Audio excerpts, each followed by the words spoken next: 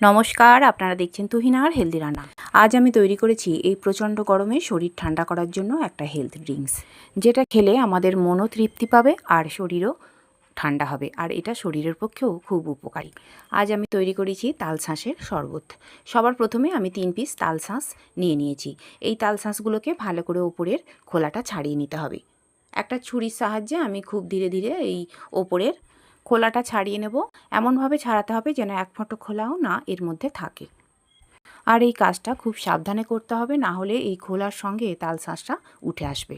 আমরা অনেক রকম শরবত তৈরি করে খাই, লিচুর শরবত, দইয়ের শরবত, লেবুর শরবত, তারপরে আমের শরবত, কিন্তু এই শরবতটা কিন্তু সবার থেকে আলাদা। আর এটা খেতেও যেমন সুস্বাদু, আর তেমনি এটা শরীরের পক্ষেও প্রচণ্ড উপকারী। আর এই তালশাঁস বছরের একটা নির্দিষ্ট সময়ই পাওয়া যায়, আর একটু অল্প সময়ই এটা পাওয়া যায় বাজারে, কারণ এই তালশাঁসটা তাল যখন একদম কচি থাকে তখনই পাওয়া যায়। কিছুদিন পরে তাল যখন একটু পরিণত হয়ে যায় তখন কিন্তু আর এই তালশাঁস খাওয়া যায় না।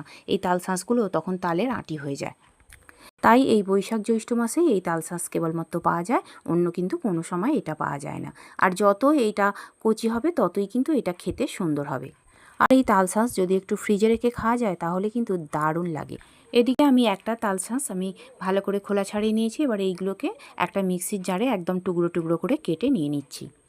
এরপর আমি বাকি দুটো যে তালশাঁস রয়েছে সেইগুলোরও খোলা ছাড়িয়ে নেব, আর সেইগুলোকেও একদম কুচি কুচি করে কেটে মিক্সির জারে নিয়ে নেব। আর এইগুলোকে খুব ভালো করে ব্লেন্ড করে নেব। এখন আমি মিক্সির জারটা একটু সাইডে সরিয়ে রাখলাম। এবার বাকি যে দুটো তালশাঁস রয়েছে সেগুলোর খোলা আমি ছাড়িয়ে নেব। বাজার থেকে আমাদের অনেকগুলোই তালশাঁস কিনে এনেছিল, কিন্তু তার মধ্য থেকে আমি 3টে নিয়েছি। এই 3টে দিয়েই আমি শরবত করব। এদিকে আমার বাকি দুটো তালশাঁসের খোলা ছাড়ানো হয়ে গেছে। এইগুলোকে আমি একটা ছুরি দিয়ে ওই একটু ছোট ছোট করে কেটে নেব। সমস্ত তালশাঁসগুলো কেটে নেবার পর আমি একটা ওই মিক্সির জারটার মধ্যে ভরে নেব। এই তালশাঁসের মধ্যেও আবার কিছুটা পরিমাণ জল থাকে, ওই জলটা কিন্তু খুব সুন্দর খেতে লাগে। কতকটা ডাবের জলের মতো এই তালশাঁসের জলও টেস্টি লাগে। আমি এইগুলো খুব কুচি কুচি করে কাটবো না, মোটামুটি একটু কেটে নিলেই হবে। এখন মোটামুটি আমার এইগুলো ছোটো ছোটো করে কাটা হয়ে গেছে। এবারে এইগুলোকেও আমি ওই মিক্সির জারেই নিয়ে নেব, আর এইগুলোকে একদম এতে একটু জল দেবো, আর তারপর একদম মিহি করে ব্লেন্ড করে নেব। এখন আমার এইগুলো খুব সুন্দর করে বাটা হয়ে গেছে। আর আমি এবার এতেই দিয়ে দিলাম চিনি। আমি এখানে 5 চামচের মতো চিনি ব্যবহার করেছি। মোটামুটি 5 চামচ চিনি দিলেই হবে, তবে যদি আরও প্রয়োজন হয় পরে আমি দেব। এরপর দিয়ে দিলাম হাফ চামচ বিট লবণ, আর একবার আমি মিক্সিতে এটা ঘুরিয়ে নিলাম। আর এরপর আমি দুটো গ্লাস নিয়ে নিয়েছি। এখন এই দুটো গ্লাসেই আমি 2 গ্লাস শরবত তৈরি করব। এখন এই দুটো গ্লাসে 3 চামচ করে তালশাঁস আমি দিয়ে দিলাম। এতেই আমার চিনি আর নুন দেয়া আছে, আর চিনি আর নুন আমাকে দিতে হবে না। আর বাকি যে তালশাঁসের বাটাটা রয়েছে সেইটা আমি একটা কাঁচের কন্টেনারের মধ্যে রেখে ফ্রিজের মধ্যে রেখে দেবো। এইভাবে এটাকে 2-3 দিন পর্যন্ত সংরক্ষণ করতে পারবো। এবার যখন ইচ্ছা যাবে গরমের সময় আমি বার করে শরবত তৈরি করে খেতে পারি। এদিকে আমি দুটো গ্লাসেই ফ্রিজের ঠান্ডা জল দিয়ে দিলাম। এবারে একটা চামচ দিয়ে ভালো করে আমি মিশিয়ে নেব।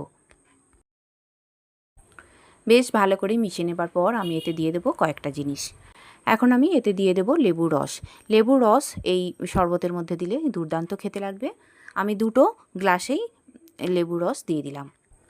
একটা গোটা লেবুকে অর্ধেকটা করে আমি দুটো গ্লাসে ব্যবহার করলাম। আর এখন ভালো করে মিশিয়ে নেব। আর এরপর আমি এতে দিয়ে দেবো আমার বাড়িতে বানানো জলজিরা পাউডার। আমি এখানে হাফ চামচ করে দুটো গ্লাসে জলজিরা পাউডার দিলাম। আর এই জলজিরা পাউডারটা দিলেও কিন্তু দুর্দান্ত খেতে লাগবে শরবত। এখন খুব ভালো করে আমি মিশিয়ে নেব।